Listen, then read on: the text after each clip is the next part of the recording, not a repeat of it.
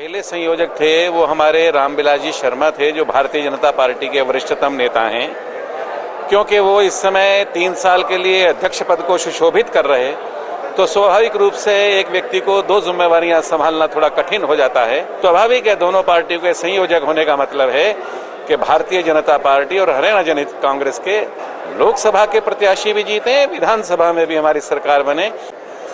जहां तक इस प्रकार के इंटेलिजेंट बुद्धिजीवी लोगों का भारतीय जनता पार्टी में और एक नौजवान का और LLM मास्टर ऑफ लॉ के ऐसे विद्यार्थियों का भारतीय जनता पार्टी में शामिल होने का सीधा सीधा अर्थ है कि हिंदुस्तान का 65% नव युवती आज लालायित है कि भारत के अंदर एक आर्थिक आजादी आना चाहिए।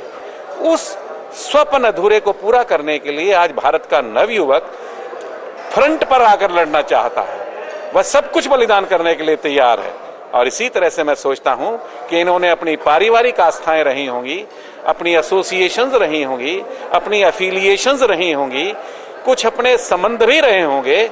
उन सब संबंधों को जैसे महाभारत में अर्जुन ने नकारा था, ऐसे इन्होंने उन सब संबंधों को नकार कर सत्य का, धर्म का, न्याय का पक्ष लेकर आज भारतीय जनता पार्टी के साथ नवयुवक लालायित है जुड़ने के लिए। और उसी कड़ी में अरुण जी भी भारतीय जनता पार्टी में शामिल है। बीजेपी एक ऐसी सशक्त पार्टी है जो आज जैसे देश गर्त में चला जा रहा है और कांग्रेस की जो नीतियां हैं देश को बर्बाद करने पे तुली हुई हैं, बीजेपी ही एक ऐसा विकल्प है जो युवाओं को भली भांति आकर्षित कर रहा है। ज़्यादा से ज़्यादा इस पार्टी में जुड़कर देश को इस गुलाम होने के रास्ते से बचाने का ये प्रयास है।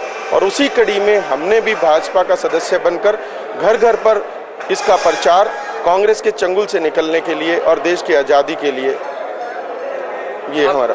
पार्टियों में कमियां सभी में होती हैं, हर पार्टी हर व्यक्ति में कमियां होती हैं। किसी कमी की वजह से या किसी ऐसी मेरी कोई पर्सनल या कोई ऐसी दिक्कत परेशानी की वजह से नहीं, बल्कि मुझे बीजेपी में देश की सेवा करने का मौका ज़्यादा दिखाई दे रहा है। इस बारे में तो मैं अभी सदस्य बना हूं और मंजिलें और कारवां और लड़ाई भी लंबी है। और ऐसा कुछ नहीं है कि अब आप कह रहे हैं कि सिनेरियो क्या रहेगा, ये तो आने वाला वक्त बताएगा कि कौन सी पार्टी कैसे किससे वो होती है। परंतु आज मैं ये डायरेक्ट तौर पर व्यक्तिगत तौर से बताना चाहता हूं, इसको पार्टी की बात मत मानिएगा, ये मेरा व्यक्तिगत वो बता रहा हूं कि भ्रष्टाचार आज देश का ज्वलंत मुद्दा है। अगर इसको जड़ से खत्म करने की बात है तो कहीं न कहीं ये अब जो इनेलो परिवार को जुडिशरी ने जो झटका दिया है और वो कहीं न कहीं वो मामला भ्रष्टाचार से भी जुड़ा हुआ है। और इस ज्वलंत मुद्दे के होने की वजह से ये पार्टी की एक सोच भी रहेगी कि ऐसे नेताओं के साथ शायद कोई संभव ना हो। जसविंदर पाल जी की रिक्वेस्ट है कि वे प्रोफेसर दिनेशी लाल भाजपा के जिला अध्यक्ष श्री कुलदीप बाबू जी से मेरा निवेदन, भारतीय जनता पार्टी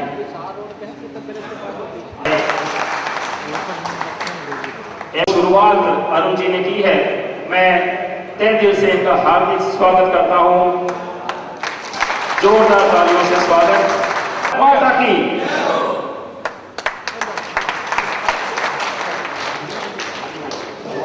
इसके बाद में श्री मनप्रीत सिंह आजाद के पिता सरदार हरबंस सिंह जी आजाद एग्रो के एक्स रजिस्ट्रार व एक्स चेयरमैन रहे हैं।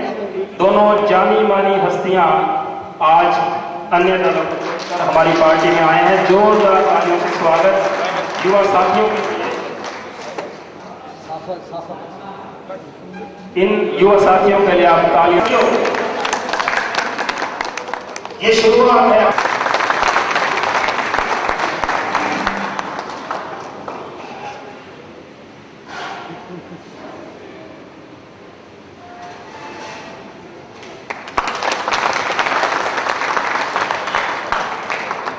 भारत माता की वंदे जिंदाबाद। भारतीय जनता पार्टी जिंदाबाद।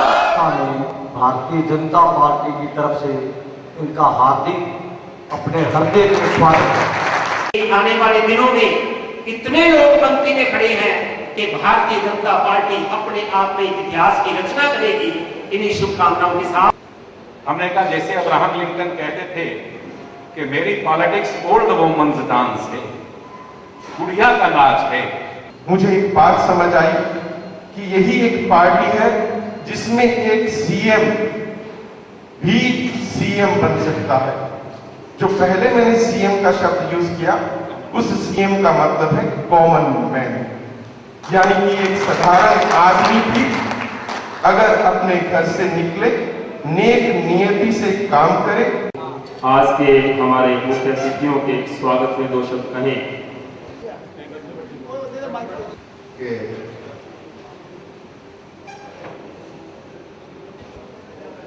और मनप्रीत जी ने भारतीय जनता पार्टी के परिवार में रिक्वेस्ट करूंगा भारतीय जनता पार्टी के जिला की सिरसा जिला का मान सम्मान में बढ़ोतरी हुई है।